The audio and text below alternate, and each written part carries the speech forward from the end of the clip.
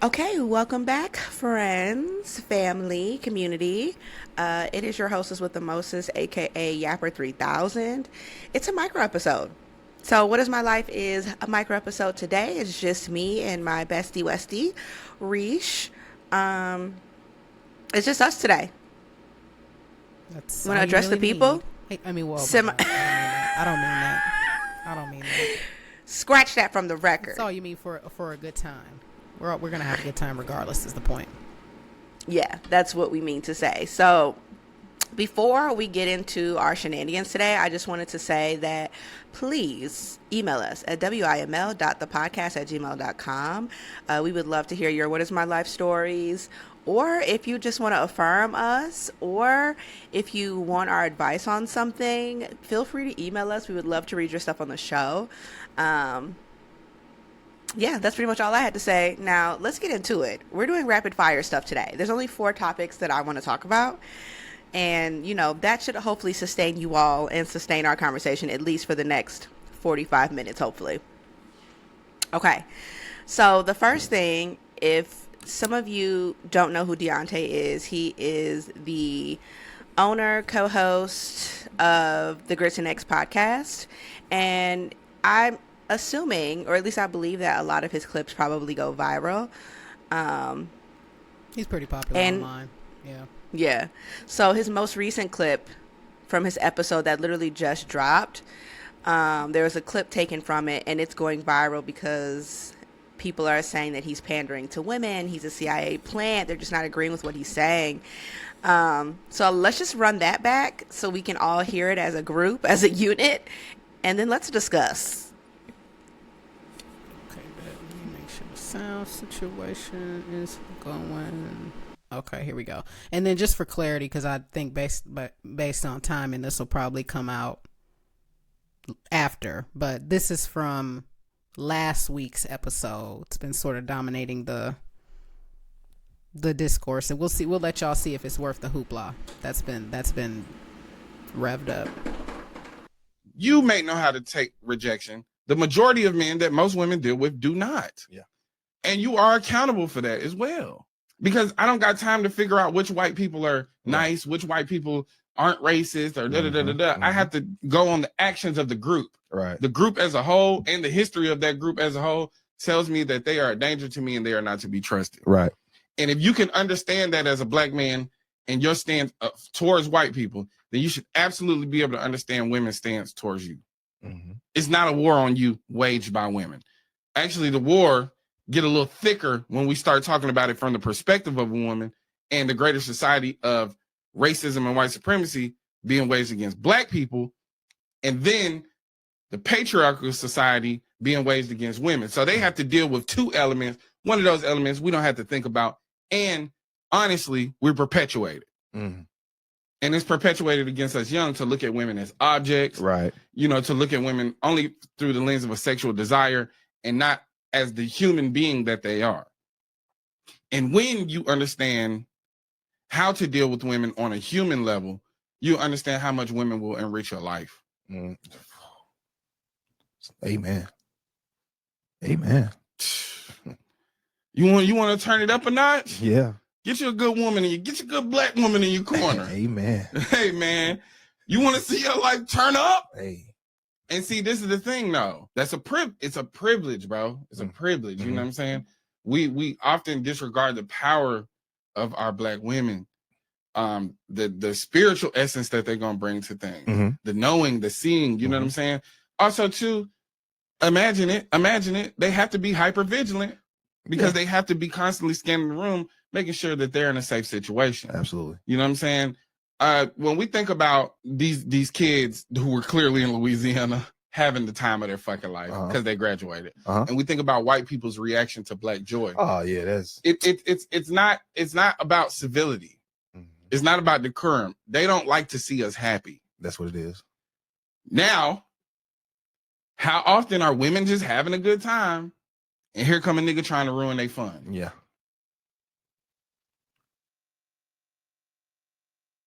Well, Yikes. I didn't see anything wrong with what he said.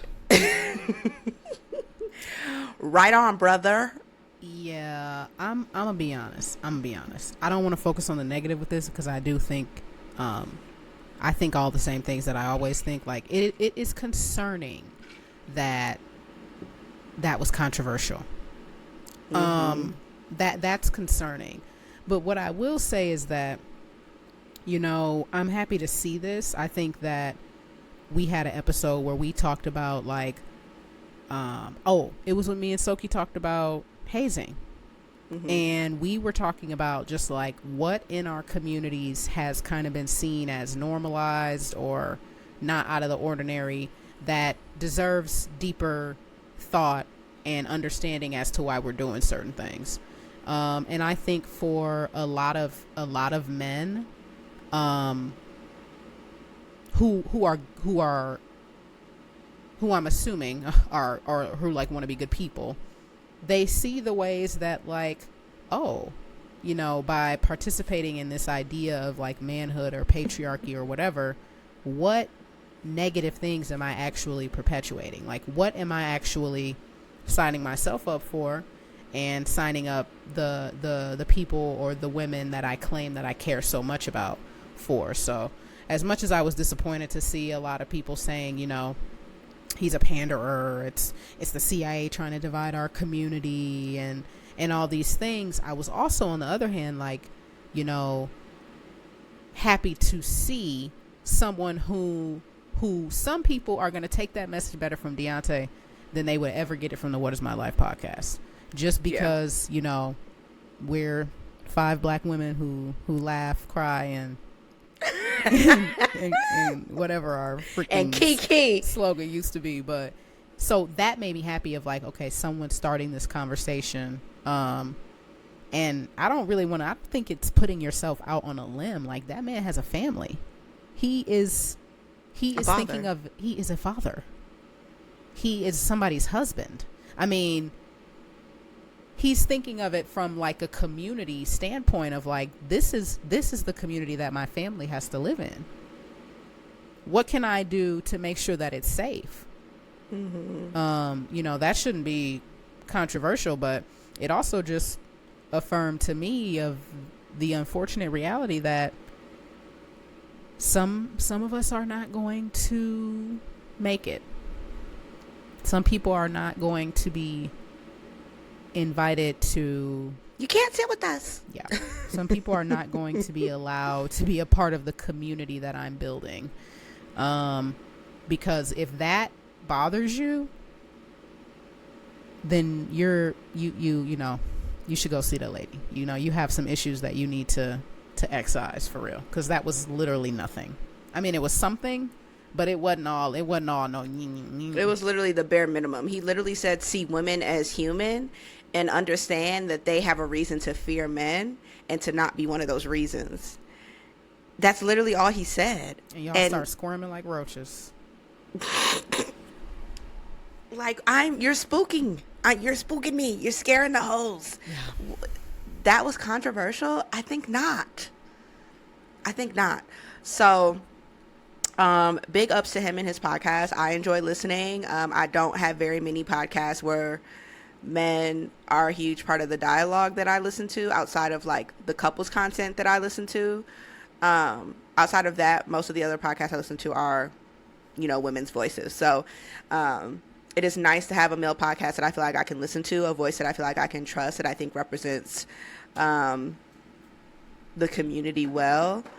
And not to say that I think, not even to go off on a tangent, girl, but you know, I hate to have to disclaim everything, but you know, we appreciate the work that they're doing over there at the Grits and Eggs podcast. Yes. This is not an official endorsement. If necessary, we will scramble the grits and scramble the eggs on this podcast. And it's not even just that. I also wanted to preface it with saying, like, I don't believe or subscribe to the ideal that, like, one black person's behavior dictates what it means or the behavior of the entire community, right? Like, the whole idea of, like, what do you call it? You're being a bad representation of the community, or... Yeah, like that kind of politic, I just don't believe in. Like, there's another creator that said it, where it's like, where I eat does not affect where you shit, right? Like, it doesn't. What I'm doing should not be like, oh, all black women, blah blah blah blah But blah. yeah, I'm not but trying to say also that, it's but then like, also, it's just it's just nice to see some you so know, nice. I think, what do they say on their podcast? You know, do the knowledge. You know, it's nice to see some men sit somebody around doing the knowledge. and try to get to, you know, and speak to some. It's of nice these to see a issues. man engage in critical thinking.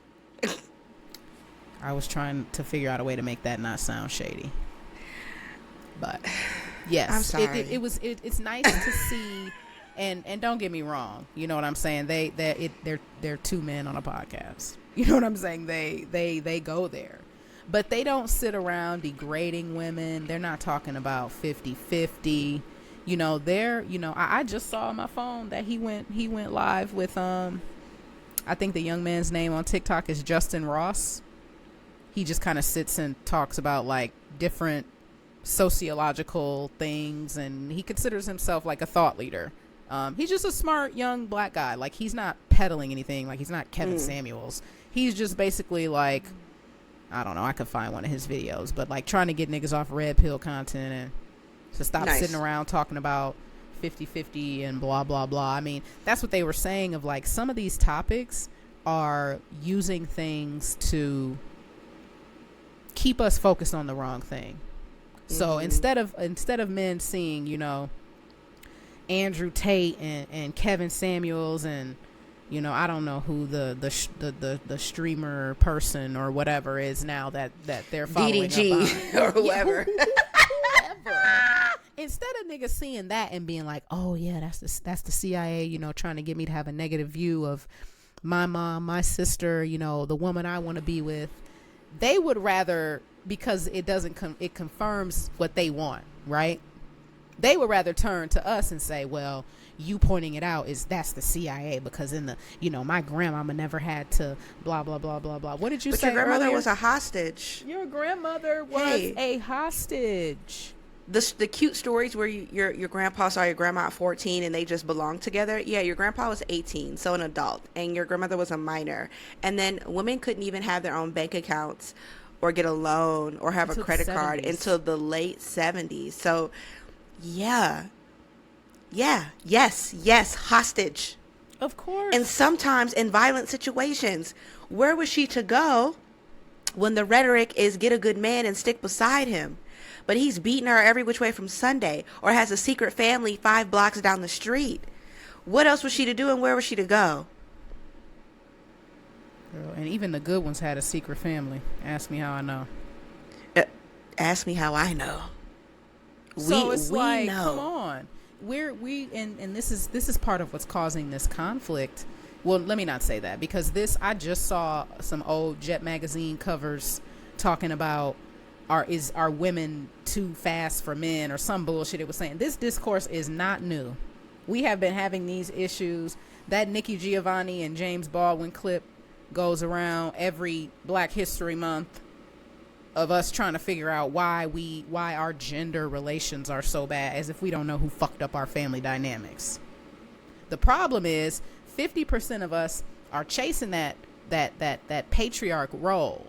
Y'all want that so bad, and the thing is that is a marketing campaign. It's literally a pipeline to conservatism. It's a pipeline to MAGA. Todd.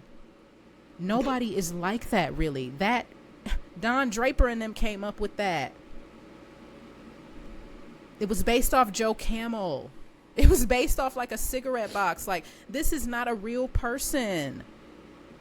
You're trying to figure out why you're not the strong, silent type. That was a TV show. And it makes me sad, because it's like,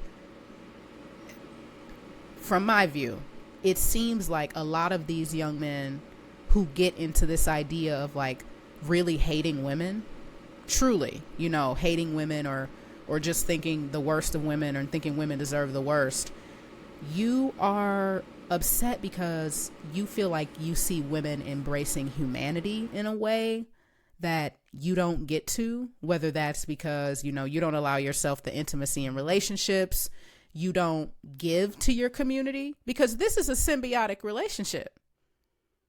What is it that you provide to the community if you don't think that it's your place to help us keep it safe?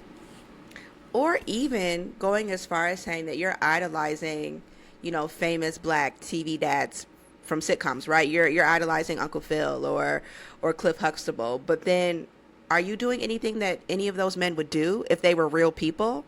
You don't have any money, you don't have any education, or you're not interested in creating and being held accountable by your community. You're not interested in having emotionally intelligent conversations. Those are the things that those dads were doing. You're not doing any of those things, but you want to be seen as a protector and a provider. Nobody is waging a war on you. We're at a war against you. And you're beating us up. A leader, like, this is the part that kills me. Your whole, and I don't want to speak for every single person, but a lot of the misogyny that I see is like, sit back and let men lead, blah, blah, blah, especially when it comes to, the black community and who should be involved, and, if you get to be gay or not, and, if trans people are invited, like, all these decisions, He's leading you to hell, Buki. We're supposed to be leaving up to you, right? But then you guys are the ones screaming from the rooftops that you don't have to know anything about anything. So we're just supposed to follow you because what? And follow you where, though? Because look at the track record, right? It can't be, and this is not, I also want to preface it with saying that this is not a time to male bash. I'm not interested in being a male basher, but I am interested in talking about the facts and people's lived experiences. How is it that most of the people, 90% of the people I know did not have an active father? And the people that I knew that did have an active father, the relationship was a little shaky. And so, and I only say that to say, it's time for men to hold each other accountable, to get in a group, to hold hands, to cry, to pray, whatever it is they need to do, to have a come to Jesus moment, and to figure out what they need to do to be better, and then hold each other accountable to those standards. I can't sit and tell you that you need to be better because it's not being received well. And also, there's no changed behavior. There is no changed behavior as a group. Like as a unit, as a whole. And like, I hate to mince words, but I grew up a girl, and I know what it is. I know what it gives in private. I know what it gives around people who, you feel like you can speak more freely around. So I know it gets crazy when I'm out of the room. Crazy.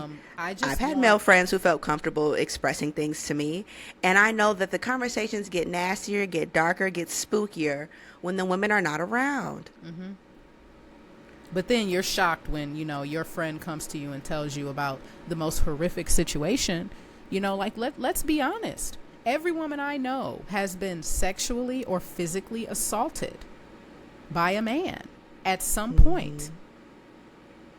And we know for a while that the numbers have been underreported. Like, for a long time, it was like, what, 1 in 4 or something like that, or 1 every 3 or something. It's everyone.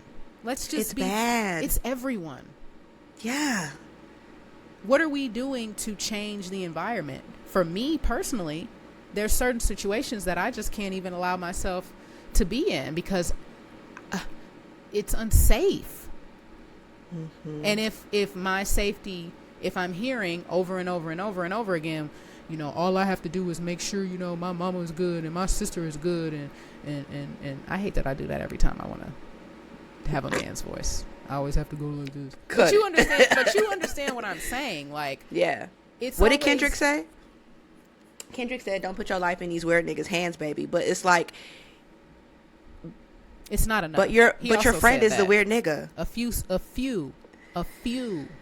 solid niggas left, but not enough. It's not enough. Like, even, I think we talked about this earlier where I was saying the first time that I was sexually assaulted, I literally had to grapple with the fact like, oh, this was sexual assault. This was not a good thing. And I liked the person so much that I went back to them and was like, hey, I realized that you did something bad that harmed me, and I don't think you're a bad person. Let's talk about it. And instead of being like, okay, let's have the conversation, he literally cussed me clean the fuck out every which way from Sunday and was trying to talk about how he's not a rapist. He's not. And I was like, I never even brought up the R word. I literally said, I think you harmed me in some way. I feel weird about our sexual encounter last evening. Let's discuss. But why did I even feel as the victim in the situation? Why did I even feel compelled to make him feel better and say, like, I don't think you're a bad person, but you did a bad thing? That's how deep this shit goes. Like, it's deep. What? If we can't even have a conversation about, but we can carry that, right? Like the threat of that, like that is every day from when you turn 8 years old in this community. You know, bend over the right way or else you might get I mean, and this is in your own home. People will hear these things about their uncles and their cousins of what they need to do to not be victimized. Or to cover up. But we can't have because there's men around about what should be done to make our communities safe. I'm not buying that. Unless, of course, you're a predator. In which case I am buying it, because that makes perfect sense. That you would. That's like people who advocate for loosey-goosey boundaries when it comes to kids. Why do you want kids to be at an event where folks is getting blackout drunk? Why do you want kids to be at an event with drugs present? Why are you fighting so hard for that? Spooky, strange behavior. I'm gonna wake it up at every second, because I remember being a kid. Nobody Yes. really cares about kids. Everybody cares about kids until it's time for one person to stay sober at the barbecue and watch the pool. Then the kids is grown enough to do all of these, and they can watch themselves and blah blah blah blah blah. Protecting men has been the rhetoric and the programming from the beginning of time. And we're doing it so much that, like I shared with my own sexual assault situation, that is the first thing my brain is thinking of instead of protecting myself. Why is it that I've developed breasts at an early age, and now the messaging is, well, you need to make sure you're covered up or that your breasts aren't showing in any way because there's men around? I'm a child. Why? Shouldn't you be asking yourself why the men would be looking at me in that way? I'm a third grader with breasts. I'm developing. Why am I thinking about what a grown man is thinking about? Why is he thinking about me? It's just... men, ladies, we have to start having these conversations. We have to cut it out. We have to cut it at the root. And just like Reese said, sometimes some of these people will not be able to come with us in the communities that we're developing, that we're cultivating, the future that we're trying to build for ourselves, for our children or our friends' children. Some of you niggas just can't be a part of that because you're unsafe and you don't have a good track record with showing me safety. That is all genders, man. That's all genders, all identifiers. Period. There's a lot of foolery that has been allowed to pass for culture for a long time. I mean, we could talk about anything from spanking kids to how we talk to kids, how we talk about kids, misogyny, all of these different heteronormativity, like all of these different things that we talk about, even like hypermasculinization, and the way we speak about men. All of these things are ingrained in us, and we just kind of think, oh, this is just what we do. And it's like, no, we don't have to keep doing bullshit for all of eternity just because that's what the previous niggas did. We really don't. You guys could dare to be different. We are now. I was on the grill this Memorial Day. The mantle has officially been passed. I got my Unk slides on, and we are entering that era. So we're the carriers of culture now. We're the captains now. Yeah. And I say no weirdos at my cookout. Sorry. Some of you have to grapple with the fact that you're unfit to be a captain. That doesn't mean you don't have a part on the ship. That just means you're not fit to lead. And that's okay. And some of you can't even be on the ship. Some of you have to make it thrown overboard while we're on the journey. We telling We're gonna some figure of y'all it out. we leaving the day after we leaving. Yeah.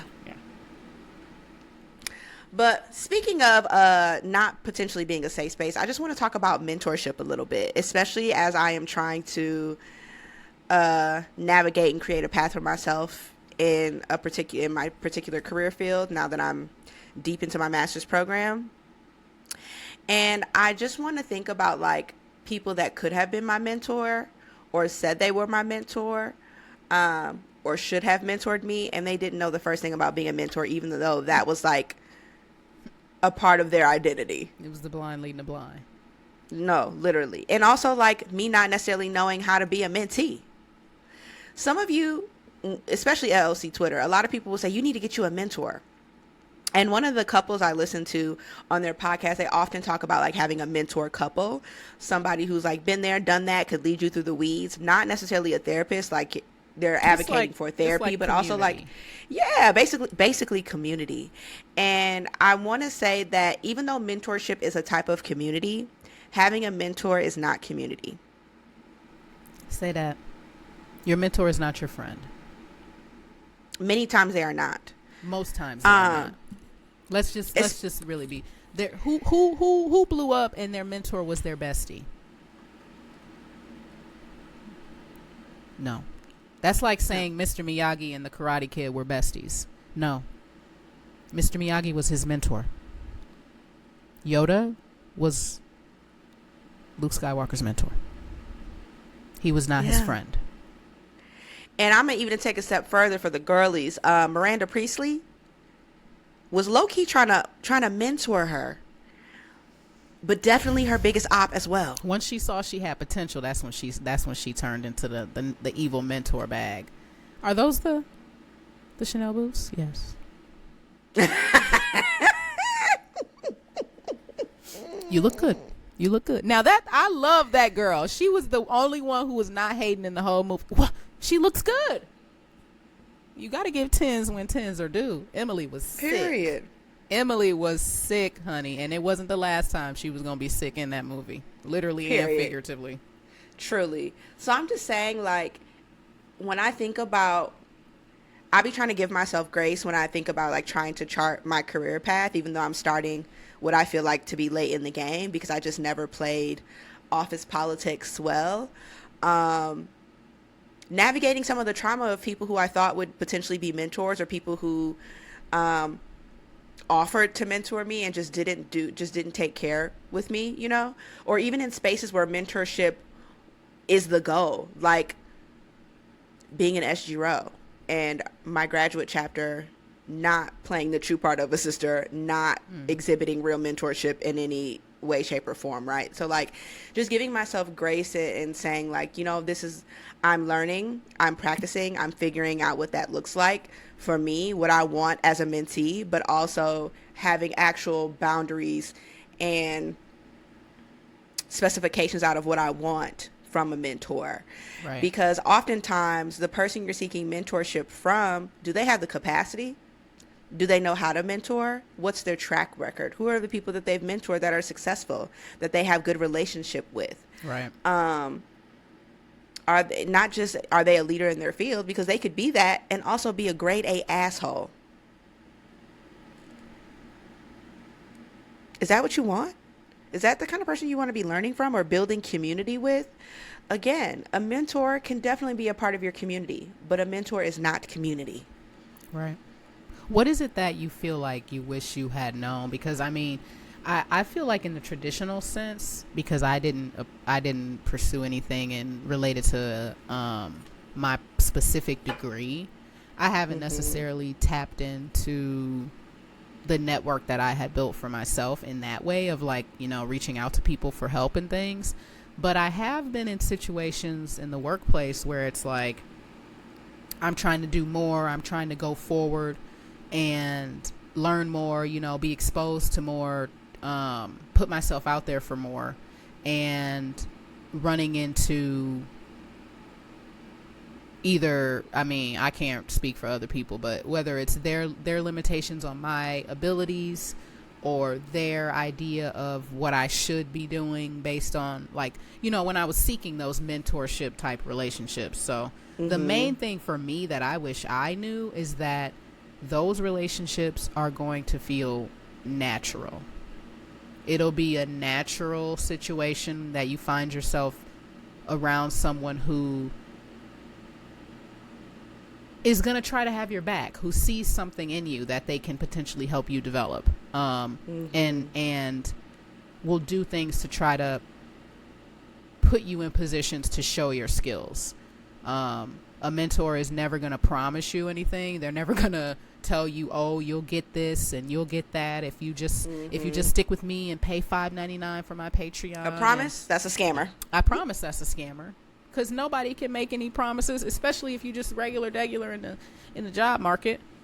But for you, what do you feel like you wish you had known about seeking mentorship or even like participating in a mentor-mentee type relationship?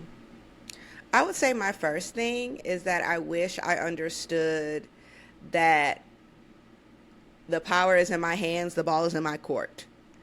I kept thinking about the power dynamic of mentorship and being like, they're the leader. They should know. They know what to do. I'll just follow their lead. I'll just learn from them. But like when you're seeking mentorship, or even if someone just offers to mentors you or whatever the case may be, understanding that you get to dictate what that relationship looks like because you're the mentee. What is it that you want to learn? What is it that you want to be exposed to? What is your goal? And then also flipping it on them and asking, I'm so glad that you're willing to be my mentor, but what is your intention with this relationship? What are your expectations from me? What do you hope to see me do? What are you willing to do to support me and to elevate me? Like, those are the questions that I should have been asking. That's a good thing you said at the end, because some people are willing to write a letter of recommendation, but they're not going to do a coffee chat once a month. They're too busy. Some people are willing to submit a reference and tie their name to your experience or application. Some people will say, hey, you know, I know a guy who works at the company. Let me see if he's still in that area. I'll send him an email. Some people are comfortable having a call to do a connect or introduce you to another person. Some people will say, hey, I'll give him a heads up, but, you know, you reach out. Ball's in your court. So it's like, what level are you willing to go to so you can have the right expectations, and not go to the letter of recommendation person for the in-person chat problem, right? Yeah. Do I feel it now? You got me thinking, do I need to get back in my bag? Do I need to go digging for a mentor?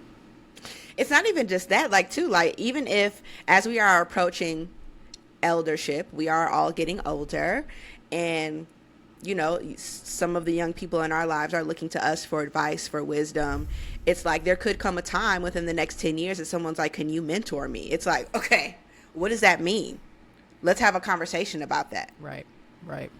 So I just wanted to bring that up too, because I was just thinking, like, yeah, there are so many times where both myself and the person who was supposed to be the mentor 100% dropped the ball or mishandled me or was irresponsible with the trust that I gave them. And I just wanted to put that out there, especially as, you know, we're young, we're 30, flirty, and thriving, and some of us are advancing in our career. Some of us are starting new adventures. So it's like, I just wanted to talk about that topic very briefly as we're all let's go ahead and make on that a journey. A call to action. We'd love to talk about the youth and the kids these days, and Chat GPT and everything that's going on with the school systems, and the kids can't read, and okay, but what are you going to do? What are you prepared to do about it? No, if you don't consider yourself a mentor, too bad. You know, unfortunately, we are the elders, or coming up on being the elder. It is really difficult for me to say that. It is, because I'm really just a kid. Yeah. I'm trying to give very Angela Bassett, you know, very composed and put together. I don't know about that quite yet, but I do know that the responsibility and the pressure is getting worser. And I don't know if it's more so pressure. For me, it's more so like, have I lived enough? Have I laughed enough? It Have doesn't I matter, but the thing is that's have I the pressure. experienced enough It doesn't to be matter. It doesn't matter to be if giving you have. anybody wisdom? We are Because here we now. know so many elders. Not to say all of the elders that are in my life or that I know aren't worth a damn, but it's like we also know a lot of elders who are just getting older, but are not wiser, don't know shit, can't give you advice on shit. You should not be taking any advice from them at all costs. And I just don't want to be one of those elders. Like, I want to be wise. The fact that you're even thinking that proves that that wouldn't be your destiny. I have a feeling that the club shay shay of it all comes from Screaming, not wanting to think critically, as you stated earlier. So, yikes. Okay, I want to briefly, very briefly, talk about the Annabelle now. This is really it. Now it's spooking me a tiny bit because I am a girl who believes in spirits and the spirit realm and all those things, but it also is cracking me up because it's like white people will really do anything. Those ancient white people, what did they say? What were their names? I was about to call them the Normans, the original paranormal investigators that originally found Annabelle. The Texas Chainsaw Massacre people? I'm screaming. I cannot remember. It's in this article. Whatever their names Donna are. and Angie? No, babe. It's a couple. It says her story began in 1970 when a nursing student named Donna is said to have received the antique doll as a birthday gift from her mother. Yes, not Donna. Scroll down. Who is the couple that collects paranormal? They made a movie about them, but they collect paranormal. Oh, the couple from The Conjuring. Yes. Why was I wanting to call them the Normans? No, what the hell are their last name? The Warrens. The Warrens. Okay. Yes. The Warrens done told y'all ass. Oh my God. Yeah, now you're spooking me. I'm scrolling too fast and Annabelle done popped up on my screen 7 times. And it's like the Warrens told y'all, hey, she needs to be kept in this Vatican approved container and she shan't be moved. So not only did y'all move her from her original post, but y'all took her out of the Vatican approved box and put her in another box to tour her around to talk about a cult. If people wanted to see the doll, I'm pretty sure the Warrens' old house where all the other cult items are kept is a museum. They can travel to go see her. Why did y'all think that it would make sense to be traveling around with this paranormal doll? That shit is spooky. There's enough spooky shit going on in in this realm right now. We have an idiot for a president, a bigot, a predator is the president. We have enough spooky shit happening for y'all to be releasing this doll into the wild. And for a minute they lost her. Then they got back on the record. I don't know if you'll see this in the article, but then they got back on the record and was like, "Oh my God, guys, LOL, we didn't lose her. She just wasn't where she was supposed to be for a little bit." That's worse. That would be that's worse. That means she went wherever she went, and then she came went back down to the damn Menards and saw on the news that it was a search, and so she went back.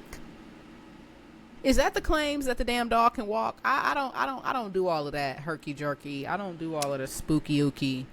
I don't like paranormal. I don't even know. Like, I don't know, but it's scaring me. Like the fact that as soon as she dropped down in Louisiana, the plantation burned down, the prisoners escaped. It's like, is this Annabelle? Is that you, girl? Are you doing that? Girl, look at this right here. Reached for comment by the Independent. I guess this person, Spera, is a spokesperson for the tour.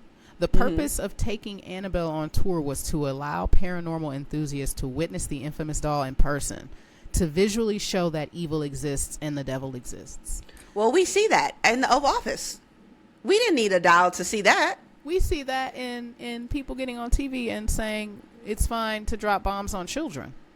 Yeah, like literally, they're starving and bombing and killing men, women, and children in Palestine. But that is evil in real life. But this ain't the CIA. But Deontay is the CIA. I'm sorry. Annabelle doll missing is one of the #1 search terms on Google right now. I typed ANNA, and the first thing that came up was Annabelle doll missing. And that should not be on our bingo card for 2025. Hey, They're stripping away people's rights, snatching people up on the streets. That's evil in real life. Why did you need the dial to see that? You want to see evil in person? It's the Democrats saying, girl, some people only believe in evil when, didn't we just learn this in Sinners? Some people only believe in evil when evil is at your front door. You can't even conceptualize evil unless it's some head spinning 360 degrees, but you don't know about living with the threat of true evil, do you?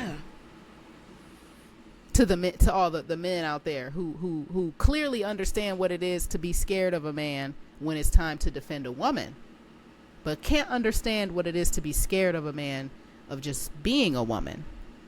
Yeah, let me tell you about some real evil about thinking, oh, you got to walk around with your keys in your hands, and you got to look over your shoulder, and you got to click your heels 3 times when you get in the car in the parking garage. All of this shit that we're supposed to do in order to keep ourselves safe when the Annabelle doll is chasing us all. The real evil is allowing a woman who is basically dead to lie in a hospital bed and experiment on her to see if her fetus will grow. That's evil. We know that when the brainstem dies, that there are essential nutrients that the baby that cannot pass through the placenta because of something with the body and what it does when it's dead versus what it does when it's alive. But you are incubating this woman for a science experiment. That's evil. Plain you guys, and uncut. But it's not just the critical thinking. But the Handmaid's Tale, though, right? I don't want to hear shit else about the motherfucking Handmaid's Tale. When we literally have people being subjected to reproductive experiments right now, today. I don't want to hear about no damn Atwood. I don't want to hear about no hoods, and I don't want to hear about no May the Lord open. That shit is some fiction. Real life is stranger than fiction. Art, what did we talk about earlier? Art imitates life. They came up with that shit because it's happening, or it has happened, and it is repeating. Y'all are about to piss me off. Not only are you not critically thinking, but you're trying to reach to fantasy for some real evil. We're experiencing it in real time. You didn't have to go get that fucking doll. I think people really want to, that escapism is going to get us every time, especially here, girl. People do not want to look away. Maybe if we look away harder, maybe if we pull Annabelle out, she'll help us solve this problem with Trump. I literally just saw a reel. I had sent it to Courtney of this white woman. She recorded herself, like put her phone on the floor and recorded herself sitting in an ER where a nurse was like, hey, can you watch her? She has seizures. And nobody watched her. So you could see her with the phone on the floor. She has a few seizures, and nurses and people are just passing her by. And then one nurse gets her eye on her and literally is like, hey, get people over here. She's having a seizure. And it's like, if she had not recorded that, she would not have proof that of her being ignored. Literally. And this is happening on a grand scale. I have my own firsthand account experiences of being mistreated in hospitals or at the doctor's office. My life is in your fucking hands, and you are playing with my life because you're what? You have some kind of bias, or you think I have a higher pain tolerance because I'm a black woman, or that you're just so understaffed and over. You took a fucking oath. Okay. Hippocratic. That's evil. I'm just so tired of it. Like, you want to talk about property taxes paying for the public schools, but then you have all of my property taxes, if I live in a certain neighborhood, is actually going to the affluent schools and not the school that literally is across the street from my house. That's evil. You guys, evil is all around. What? Starting up student loan payments again when people didn't have it in 2020. Garnishing people's checks when inflation is this high. They don't have it evil. Today. And they won't have it tomorrow because inflation is continuing it's getting worse and worse. The buses are not new. That's evil. Cut it out. Cut it out. You're going to piss me off. I hate to sound like So- Remit, but it's better this way. You know, it's better. It's better when you see the evil around you. It's better when you can look around yourself and say, this is evil. You know, and honestly, I think a lot of people's frustration with how things are comes from, you know, trying to convince yourself that we don't live in a profoundly evil society. Profoundly. And that's why some of you feel mentally ill, or you're just like, you feel like you're going crazy, or you don't understand why the crushing weight of capitalism is not working for you, because you have LLC Twitter telling you that you just need to grind and work harder. No, we live in an evil place. That's not to say that good things aren't happening, beautiful things aren't happening, the presence of some higher power isn't present all around us. I see beautiful things every day. I'm so grateful to be alive. But I also am very aware that evil is literally all around. And it's not in the dark, creepy corners. Like beauty is around. It's though. at the yes. Where do we get? I mean, I don't know. I feel like energetically we know that. Like, that is a scientific law that for every action there's an equal and opposite reaction. If there's good to be found, then there's certainly equally evil depths of evil to be found. If something can make you feel oh so good, then there's got to be something out there that can make you feel oh so bad, right? You know what I mean? It's not good or bad. It just is. And you talked about like growing up and getting older, and that's the part that is getting older and getting wiser. That's why old people sit around and say stuff like, if it ain't one thing, it's another. It's a reminder of like, if this, then that, or if that, then this. You can't have it all ways at all times. So, you know, it is okay that evil exists. We don't have to manufacture atrocities, because we have atrocities aplenty. Aplenty. Enough to keep you up at night. So that did there's make me that. laugh, though. It was like, I so, was like you said, it cackling. was so much happening. It was like that plantation burned down. Then I guess people think there was a retaliatory fire set because to a historically black site. Then something else happened. Then all those incarcerated people escaped. Like the Annabelle dog. Like it was so much news coming out of Louisiana. And of all places to take an occult item like Annabelle, Louisiana is haunted enough on its own. It don't need the addition of the doll. It doesn't need that. When you are in downtown in New Orleans, you can feel spirits, good, bad, or evil. It doesn't matter. You can feel it. Even if you're not a spiritually inclined person, you just feel a different type of energy when you're in that place. Yeah, folks said and it just didn't need the addition. You ask the person next to you, did you see him? And they say, yeah, girl, don't worry about it.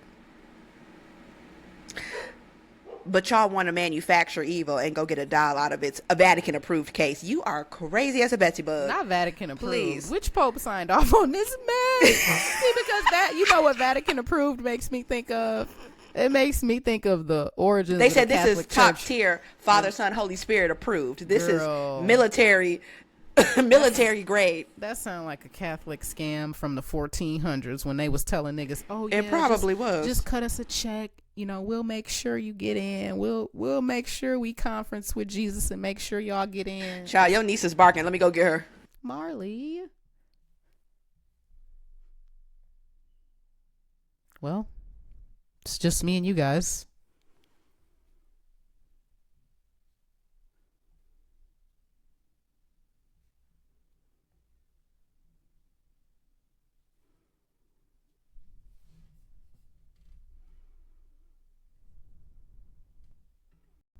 And she was in there soaking up the sun like a little raisin, but barking. Like, are you relaxing or are you, what's happening? Pick one. Hollering. Barking at people just walking past. They minding their business and you're doing all that hooping and hollering. All right. Well, the last thing I want to talk about today in our last few minutes is I just wanted to bring up the idea, or just lightly, very lightly discuss neurodivergence. I want to start with saying that no snowflake is alike. Every snowflake is unique. So there is naturally diversity within nature. We are a part of nature. So I'm thinking everyone is neurodivergent because We all come from different backgrounds. We're all different shapes and sizes, have different life experiences. So naturally, we're going to think differently, be neurodivergent from each other. Okay? That's my first thought. My second thought is that this is not to say that neurodivergent diagnoses, like autism, for example, are not real. That's not true. They are very real. But that you having a diagnosis does not excuse poor behavior. That also does not give you carte blanche to not be accountable to your community because you are neurodivergent. Okay? I'm going to say that again for the people in the back. Being neurodivergent or having a neurodivergent diagnosis does not mean that you are not accountable to your community, and does not give you carte blanche, does not give you a free pass to have poor behavior. Well, I just wanted to say that. I think that's interesting, because I do think that there are a lot of people out there who would, when you start talking about psychological diagnostic criteria and all of those types of systems underneath the system that we live in, which is white supremacy, it starts to get, it can get hazy. So I understand it from that perspective of like, well, what does any of this actually mean, right? Like when they're saying diverging, like, well, diverging from what? Because what's neurotypical, right? And I think like when we're talking about like diagnostic criteria, they're looking at like how your brain functions in relation to the majority of other people. So that's not what I mean. But like when just like shifting that paradigm though of like, no, like, yes, there are certain people who have, just like there are certain people who are sick with like physical conditions and require extra care and love and support. We have certain people who have sicknesses and mental conditions that need love, support, medication, or whatever. And sometimes, and it's like we need to work on ableism for physical disability. We need to do that for mental disabilities too. It's not that, you have a specific diagnosis and it just means you're pigeonholed into this lifestyle, just like it doesn't mean that for a physical disability.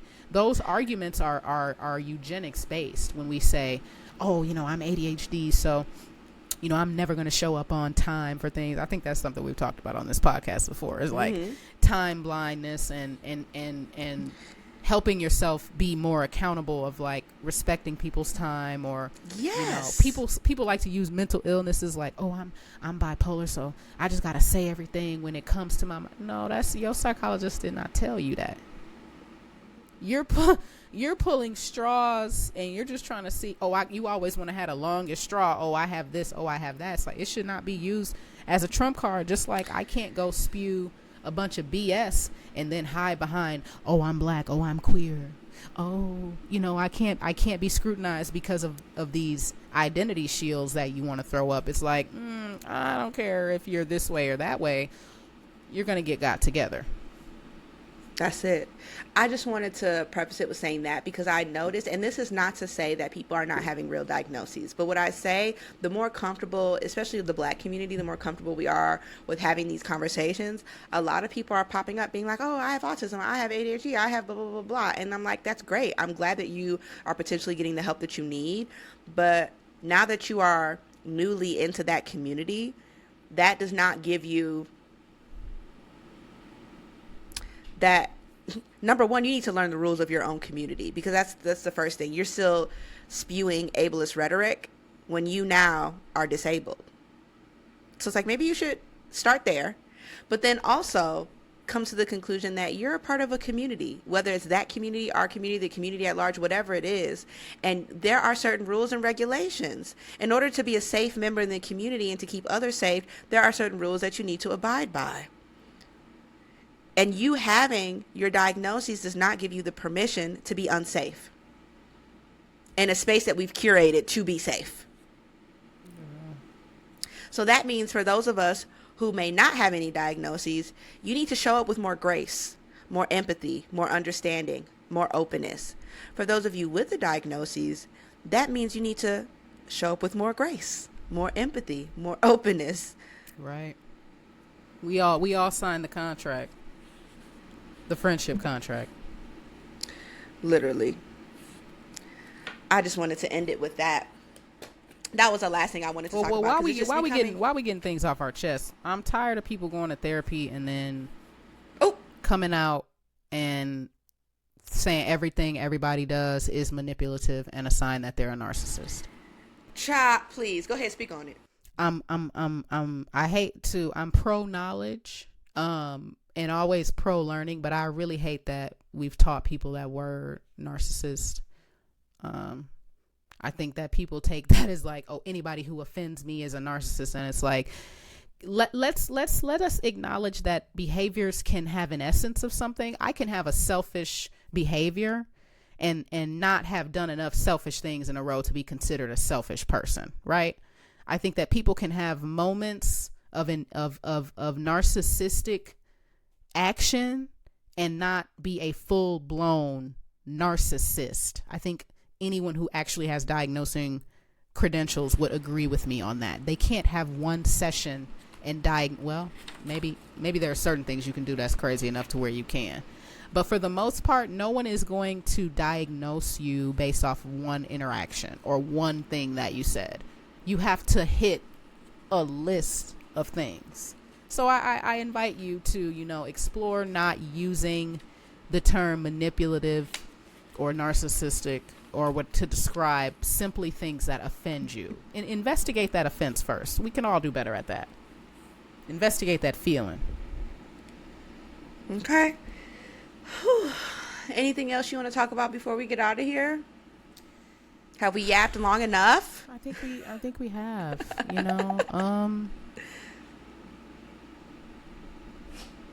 Yeah. They're determined to run our country into the ground. Do what you can, where you can. Yeah. Some of you might feel moved to leave the country. Some of you might feel moved to figure it out here. Either way, do what you can. If you do leave, though, please email wiml.thepodcast. Just let us know what it's giving over there. I think that a lot of us are waiting on some lucky ducks to jump across that pond. And just tell us what the tea is. Tell us what the tea is giving in the harbor. I don't know where I was going with that, but yeah, clue us in on what's going on if you're tasting the international teas. Let us know what the vibe is. Are they feeling America? Are they not? Is it more of like a, we feel for you type of vibe, or is it like a keep that disease away from us type of thing? Let me know. Okay. Well, as always, you are going to get affirmed today. I pulled the card earlier, and the cards never lie. Today's card is Hasabi, meaning accountability. I just need to give it up. It's not going to give with the virtual background. It just never is. You have to quit. The card says accountability. So I'm going to read the message. So it says, in the Hasabi card, a graceful woman stands with the lion arching over her head. Above her sits an infinity symbol, while the giant head of the lion takes up the upper portion of the card. It could easily swallow her, but instead it is in awe of her gentleness. Hasabi reminds us that having courage doesn't mean you don't feel fear. It means you have confidence in your innate abilities. The lion doesn't second guess its animal instincts, so this card emerges to remind you of your inner strength. Balance must be maintained on both ends between not harming the lion or being swallowed by it. But if someone or something has upset you, take a slow walk through that pride land and hunt down what is inside of you instead of attacking other prey. It takes strength to be compassionate. If Hasabi has graced you with her presence, you are being asked to relax. Stop moving forward with a momentum that continues to bring complaints, and instead move forward with one that brings solutions. Only you can give yourself forgiveness when it comes to someone who may have let their animal side out. Ask yourself, can I let my tears be healers of my timeline? Do I feel intimidated by others around? Do I believe I am more than just a label I place on myself? It's time to be accountable. We gotta grow up, y'all. We have to. You know, oh man, we have to. At a certain point, you know better, and you have to do better. That's it. That's really the topic of today. I needed that. Everything message. that we've discussed, it's really just when you know better, you do better. Keep moving forward in a positive direction, because yes, I think I had told you, like, the consequences are getting worser. The consequences for the stakes are getting higher. When you know better and you really don't do better, like, some of us, that clownery comes back to bite. Some of us will get shown immediately where we messed up at. And I mean immediately. Some of us, the receipts will get pulled out quick on us. Oh man, be accountable. Be accountable to yourself. Number one, you have to. Number one. What can a bitch tell me when you don't even got standards for yourself? What could you tell me? Uh-oh. What could you tell me and you scared of the man in the mirror? Child. Don't look. Well, figure it out before you come up against me, because I'm gonna make sure I'm gonna figure out if you I'm gonna hold that mirror up. If we're gonna get into me, then we can get into you, because I got into me. Bi-weekly with my therapist. We'll be like I get that into scene me in 8 Mile where he start talking about how he is poor, he is white, he is the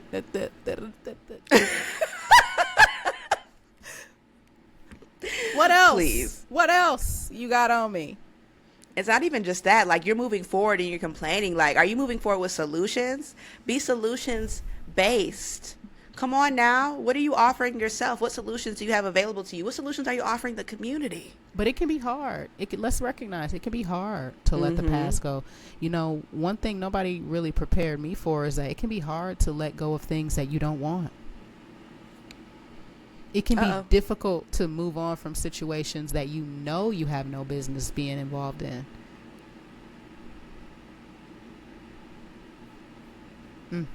I can be your father figure.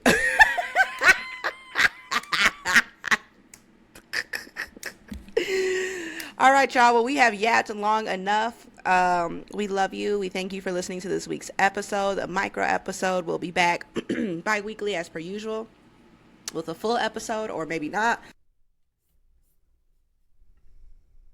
Don't forget to follow us on all the socials. What? I think, oh, damn, yeah, y'all won't hear from me again for a little bit, but that's because I'll be on a birthday vacation. Oh my God, speaking of birthdays. Happy birthday, Courtney. Happy birthday to Courtney. Court's the gem. Period. She turned the big 30, so when she comes back, remind her that she's an old hag. I'm just kidding. She's been talking a lot of that. Now she's over the hill with the rest of us. Yeah, welcome. I know them knees is aching. But all right, y'all. We will catch you on the flippity flip. Love you guys. Bye. Bye.